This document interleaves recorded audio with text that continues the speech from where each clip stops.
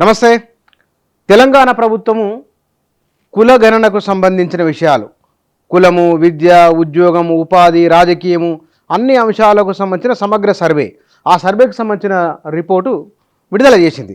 ఇందులో కొన్ని విషయాలు ఉన్నాయి. ఈ కొన్ని విషయాలు మన సమాజంలో రోజువారీగా చర్చలో ఉన్నాయే. దీని ద్వారా అర్థమైన 2-3 విషయాలు. తెలంగాణ సమాజం మారుతూ ఉన్నది.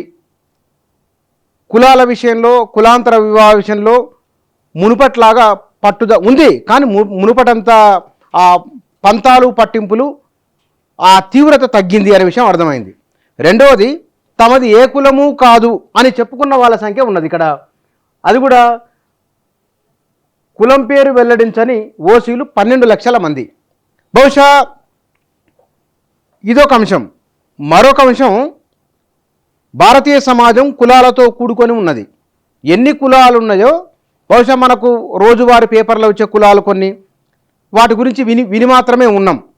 లేదా మనం గ్రామంలో ఉన్న వారి గురించి కొంతమంది గురించి తెలుసు. కొంతమంది కులాల వారు మన పక్కనే ఉన్న వాళ్ళు ఎవరు మనకు తెలియదు. అందరిని అడగలేం కదా, అడగడం కూడా బాగుండదు. వందలాది కులాల ప్రజలు మన దగ్గర ఉన్నారు. అది 1000 నుంచి మొదలుకుంటే లక్షల సంఖ్య వరకు కుల జనాభా ఉన్నది. ఎన్ని కులాలుగా భారతీయ సమాజం విడిపోయి ఉన్నది. వారి వారి ఆలోచన విధానము, వారి వారి ఆలోచన తీరు, వారి జీవితంలో ఎదిగేందుకు దోహదపడే అంశాలు, వారి కుటుంబ నేపథ్యము, వారి భౌతిక పరిస్థితులు, ఇవి మనిషి వికాసానికి, ఎదుగుదలకు దోహదం చేస్తాయి. ఇక్కడ ఈ సర్వే కూడా ఆ విషయాలను చాలా స్పష్టంగా చెప్తున్నది. ఆర్థికంగా ఉన్నవారు ఓసీలు మొత్తం కాదు, మెజారిటీ ప్రజలు ఆర్థికంగా ఉన్నవారు, కార్లు ఉన్నవాళ్ళు, ఒక సుఖప్రదమైన జీవితాన్ని అనుభవిస్తున్న వారు ఉన్నత వర్గాల్లో, ఉన్నత సామాజిక వర్గాల్లో ఉన్నారు, ఓసీలలో ఉన్నారు. బీసీల కన్నా ఎస్టీలు పేదరికంలో ఉన్నారు. ఎస్టీల కన్నా ఎస్సీలు పేదరికంలో ఉన్నారు. ఎంత పేదరికంలో ఉన్నారు? సంవత్సరానికి ₹1,00,000 కూడా సంపాదించలేని వారి జాబితా తీస్తే, జనాభా లెక్కేస్తే అందులో అత్యధిక శాతం ఉన్నది ఎస్సీలు, ఆ తర్వాత ఎస్టీలు. ఇందులో ఎస్సీలలో కూడా డక్కలివారు అనేవారు, వారి పేరు బహుశా ఆ పేరు కూడా చాలామంది వినకుని ఉంటారు. ఓ 20-30 ఏళ్ల కింద సంగీత వాయిద్యాలతో మాదిగ కులాన్ని ఆశ్రయించుకొని బతికేవారు డక్కలివారు. వారు కొద్దిమంది ఉన్నారు. వారు అత్యంత వెనుకబడి ఉన్నవారు. బహుశా ఈ కొన్ని కులాలకైతే ఆ ప్రభుత్వ స్కీములు కూడా వస్తున్నాయో లేదో తెలియదు, అంత వెనుకబడి ఉన్నారు. ఇదొక అంశం. రెండవది, ఈ సర్వే ద్వారా మరొక విషయం అర్థమైంది. ఎవరి దగ్గర భూమి ఎక్కువ ఉన్నది? రైతు బంధు, రైతు భరోసా ఎవరికి ఎక్కువ వెళ్తూ ఉన్నది? దీంతో పాటుగా సాగుయోగ్యమైన భూమి, ఆ భూమి ద్వారా వచ్చిన ఉత్పత్తి, ఆ ఉత్పత్తి ద్వారా వచ్చిన సంపద ఎవరి దగ్గర కేంద్రీకృతమైనదో కూడా ఈ సర్వే స్పష్టం చేసింది. ఇక్కడ అంతరాలు, కులాంతరాలు, ఆర్థిక అంతరాలు, గడిచిన 10 ఏళ్ల కాలంలో వచ్చిన తెలంగాణ అభివృద్ధి, పెరిగిన తలసరి ఆదాయము, అది ఎటువైపు ఉన్నదో కూడా ఈ సర్వే అన్యాపదేశంగా చెప్పింది, కొన్ని నేరుగానే చెప్పింది. ఇంకా కొన్ని విషయాలు ఈ సర్వే ద్వారా వ్యక్తమవుతూ ఉన్నాయి. అందులో ఎవరెవరు ఎంతెంతమంది జనాభా ఉన్నారు అనే విషయాలు ఒక అంశం అయితే కనుక, మరొక అంశము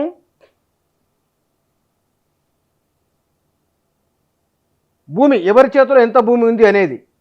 ఇక్కడ కొన్ని కులాలు ఉన్నాయి.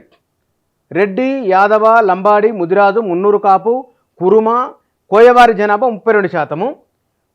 వీళ్ళకి ఎవరెవరి చేతులు ఎంత భూమి ఉంది అనేది.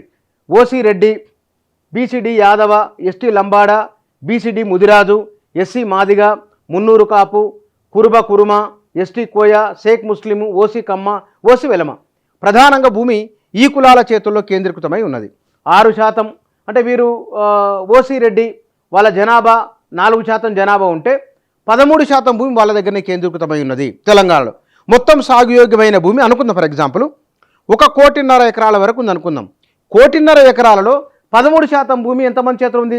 4% మంది, మొత్తం 4% జనాభా ఉంటే వారి చేతిలో ఉన్నది. ఇక్కడ బీసీడీ యాదవ 5% నుంచి సుమారు 6% ఉంటే 8 నుంచి 7% భూమి వాళ్ళ చేతిలో ఉన్నది. ఎస్టీ లంబాడ 6.8% మొత్తం పాపులేషన్లో, వాళ్ళ చేతిలో 8.6% భూమి వాళ్ళ దగ్గరే ఉన్నది. ఎస్సీ మాదిగా 10% ఉన్నారు, 6% భూమి ఉంది. ముదిరాజు 7% ఉన్నారు, 2% భూమి ఉంది. మున్నూరు కాపు 3% ఉన్నారు, వాళ్ళ చేతిలో 6% భూమి ఉన్నది. కురుమ 2% ఉన్నారు, 3% భూమి ఉన్నది. ఇట్లా ఆ భూమికి సంబంధించిన అంశాలు, ఎవరి చేతిలో ఎక్కువ భూమి ఉన్నది. మనం చాలామంది అనుకుంటాం భూ సంబంధాల్లో మార్పులు వచ్చిన మాట వాస్తవం, కమతాల విస్తీర్ణం తగ్గిన మాట వాస్తవం, కమతాల సంఖ్య పెరిగిన మాట వాస్తవం. ఈ పెరిగిన కమతాలు లేదా భూ బదలాయింపు ఎక్కడ జరిగింది అనుకున్నప్పుడు బహుశా భూ బదలాయింపు రోడ్లకు, రియల్ ఎస్టేట్కు చాలా పెద్ద సంఖ్యలో భూమి బదలాయింపు జరిగింది. ఇదే సందర్భంలో పెద్ద కుటుంబాలు చిన్న కుటుంబాలుగా మారిన కారణంగా, ఆ చిన్న కుటుంబాలు మరింత చిన్న కుటుంబాలుగా మారిన కారణంగా ఈ మొత్తం పాపులేషన్లో మెజారిటీ కులాల దగ్గర 2.5 ఎకరాల కంటే తక్కువ భూమి ఉన్నది. ఆ 2.5 ఎకరాల కంటే తక్కువ భూమి ఉన్న వాళ్ళల్లో ఎస్సీలే ప్రధానంగా ఉన్నారు. పేదరికంలో ముదిరాజులు, ఆ తర్వాత ఎస్సీలు అత్యధిక పేదరికంలో ఉన్న వాళ్ళు తెలంగాణ జనాభాలో ఉన్నారు. అది ప్రభుత్వం వ్యక్తం చేసిన సర్వే. ఇందులో బీసీల్లో అత్యధికులు షేక్లే, అంటే కులాల వారీగా తీసుకున్నప్పుడు ఎవరెవరు ఎంతెంతమంది ఉన్నారు అన్న దాంట్లో మొత్తం రాష్ట్రంలో ఉన్న కులాల సంఖ్య 242 కులాలు ఉన్నాయి.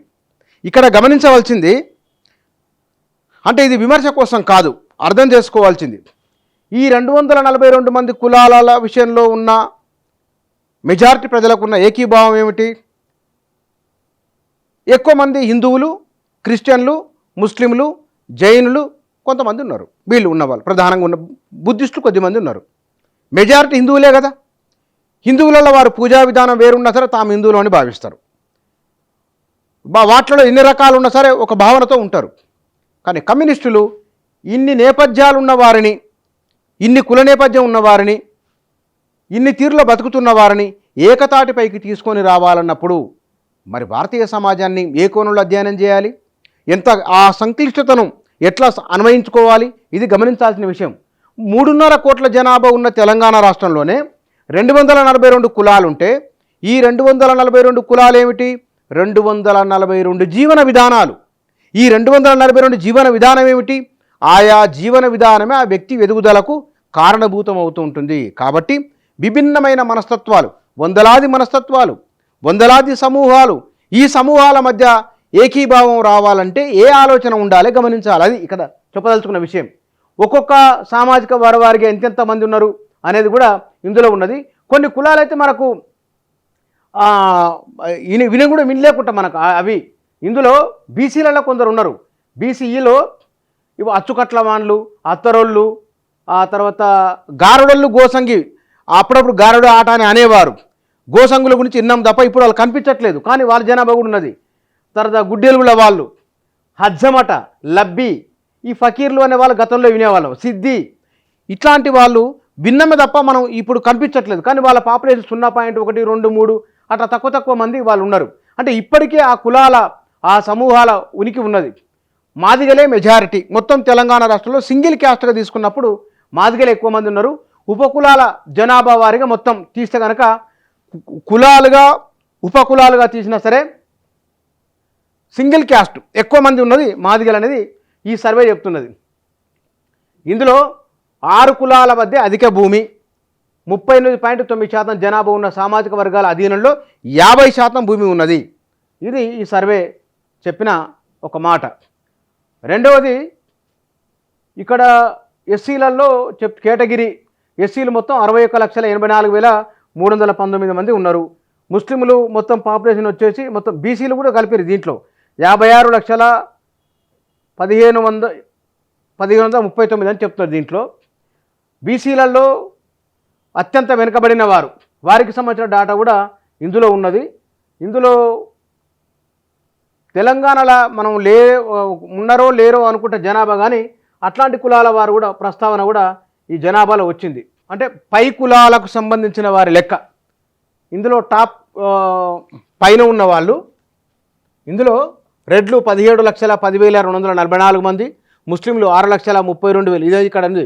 ఓసీలో టాప్ జనాభా, ఓసీలలో కోమటి వైశ్య 5 లక్షల చిల్లర ఉన్నారు, కమ్మ 3,67,000, బ్రాహ్మణులు 3,35,000, కాపు నాయుడు 2,42,000, వెలమ 1,43,000 మంది, రాజులు 60,000 మంది ఉన్నారు, అయ్యంగారు 52,000 మంది, జైను 51,623 మంది జైనులు ఉన్నారు. వీళ్ళు అగ్రకులాలకు సంబంధించిన వారు.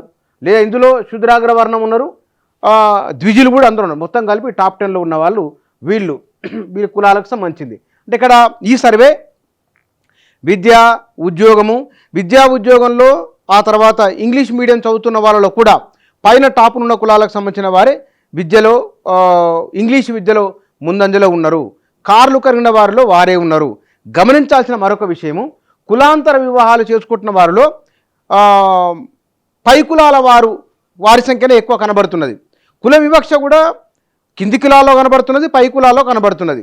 ప్రధానంగా బ్రాహ్మణులు, రాజులు, వైశ్యులు ఈ సామాజిక వర్గాల నుంచి కులాంతర వివాహాలు చేసుకుంటున్న వారి సంఖ్య పెరుగుదల కనబడుతున్నది. అయితే ఇందులో రావాల్సినంతగా రాలేదు, పెరగాల్సినంతగా పెరగలేదు. కానీ ఆ వేరియేషన్ మాత్రం మునుపటి కంటే కొంత మెరుగుదల ఇందులో కనబడుతూ ఉన్నది. తెలంగాణ ప్రభుత్వము విడుదల చేసిన ఈ సర్వే రిపోర్టు తెలంగాణ రాష్ట్రం వచ్చిన తర్వాత ఆనాడు కేసీఆర్ ప్రభుత్వము సకలజన సర్వే నిర్వహించింది. కానీ ఆ రిపోర్ట్ బయటికి రాలేదు. ఈ ప్రభుత్వం సర్వే చేసింది, సర్వేను పబ్లిక్ డొమైన్లో ఉంచింది. ఇక్కడ ఈ సర్వేను పబ్లిక్ డొమైన్లో ఉంచడం నిజంగానే హర్షించదగ్గ విషయము, ఈ ప్రభుత్వాన్ని మెచ్చుకోదగ్గ అంశం. చాలా గొప్ప ప్రయత్నం ఇది. అంటే ఎవరెంతున్నారో తెలిసే ఒక అవకాశం ఉంటుంది. ప్రభుత్వము చేస్తున్న స్కీమ్లలో ఎవరికి ఎంత వాటా వెళ్తున్నదనే అంశాలు కూడా ఇందులో తెలిసే అవకాశం ఉంటుంది. కాబట్టి మంచి ప్రయత్నంగానే చెప్పాలి. దీంట్లో బీసీల జనాభా ఇంకా ఉండాలి కదా, అంతకన్నా తక్కువ ఉందనే ఒక ప్రశ్న కూడా ప్రభుత్వం ముందున్నది. మరి దానికి ప్రభుత్వం నుంచి స్పష్టత రావాల్సి ఉంది. ఎందుకంటే కొంతమంది ఇంటలెక్చువల్ పీపుల్ కూడా దీన్ని అధ్యయనం చేసిన వాళ్ళు చెప్తున్నారు. కాబట్టి ఏదేమైనా బయట నుంచి వస్తున్న ప్రశ్నలకు సమాధానం ప్రభుత్వం నుంచే రావాల్సి ఉన్నది. ఓవరాల్గా ఈ సర్వే ఆర్థిక, సామాజిక, రాజకీయ అంశాలకు సంబంధించి ఆయా సామాజిక వర్గాల వారు ఎవరెంతమంది ఉన్నారు, ఎవరి జీవితాలు ఎట్లనేది ఒక అద్భుతమైన అంశాన్ని వ్యక్తీకరిస్తున్నది ఈ సర్వే. ఇక్కడ అత్యంత వెనుకబడిన వారికి ప్రభుత్వం నుంచి ఏ స్కీములు ఎట్లా ఇవ్వాలి, ప్రశ్నించే విపక్షాలకు కూడా ఈ సమాచారం చాలా ఉపయోగపడుతుంది. ప్రభుత్వానికి కూడా ఈ 2026లో రిపోర్ట్ బయటకు వచ్చింది. కాబట్టి రాబోయే 2 ఏళ్ల కాలంలో ఏ సమూహాలు అయితే అత్యంత వెనుకబడి ఉన్నాయో, బీసీలలో ఉదాహరణకు కొన్ని బీసీ కులాల వారు ఉన్నారు. ఆ బీసీ మొండిబండ ఉంది, వాళ్ళు బీసీ కులాల్లో ఉన్నారు. వాళ్ళు సంచార జీవనం చేస్తున్న వాళ్ళు చాలామంది బీసీలలో ఉన్నారు. కాబట్టి అలాంటి వారికి ఏ స్కీములు అమలు చేయాలో కూడా ప్రభుత్వానికి ఎజెండా ఉంటుంది, ప్రశ్నించేందుకు విపక్షాలకు ఎజెండా ఉంటుంది, ఆ సూచన చేసే వారు కూడా ఒక ఎజెండాగా, ఒక మంచి సబ్జెక్టుగా ఈ సర్వే ఉపయోగపడుతుంది. ఈ సర్వే పబ్లిక్ డొమైన్లో ఉంచడం అనేది మంచి ప్రయత్నంగా చూడాలి. Thank you.